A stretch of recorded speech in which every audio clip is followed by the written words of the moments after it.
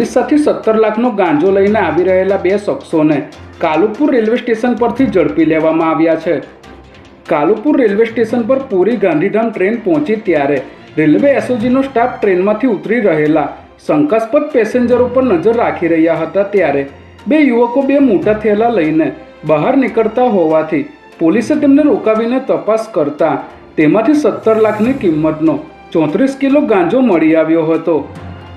ઓરિસ્સાથી ગાંજાનો જથ્થો અમદાવાદ લાવવાના બદલામાં તેમને પૈસા ચૂકવવામાં આવ્યા હતા ત્યારે પોલીસે રાહુલ નાયક અને દિવ્યા દત્તા નાયકને ઝડપી લીધા હતા।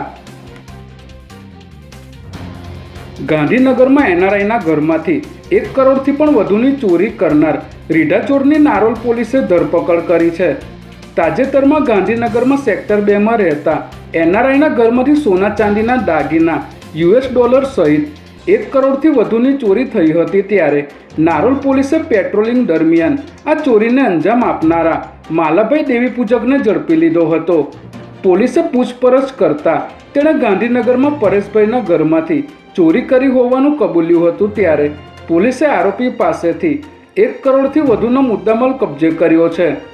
આ આરોપી સામે અત્યાર સુધીમાં કુલ 21 જેટલા ગુનાઓ પોલીસ ચોપડે નોંધાઈ ચૂક્યા છે। અમદાવાદના વાહન ચાલકો માટે ટ્રાફિકની જાળમાંથી મુક્તિ મેળવવા માટે મોટા સમાચાર સામે આવ્યા છે, જેમાં હવે શહેરના વ્યસ્ત રસ્તાઓ પર ટ્રાફિકનું સંચાલન આર્ટિફિશિયલ ઇન્ટેલિજન્સ દ્વારા કરવામાં આવશે।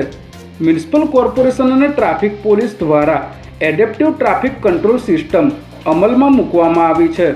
અત્યાર સુધી ટ્રાફિક સિગ્નલનો સમય ફિક્સ રહેતો હતો, પરંતુ આ નવી હાઈટેક સિસ્ટમ મુજબ ઓછા વાહનો હશે તો આપોઆપ ટાઈમર ઘટી જશે, જેથી ખાલી રોડ પર સિગ્નલ ખુલવાની ખોટી રાહ જોવી નહીં પડે। હાલમાં શહેરના સૌથી વધુ વ્યસ્ત એવા 10 જેટલા જંકશનો પર આ સિસ્ટમ કાર્યરત કરવામાં આવી છે।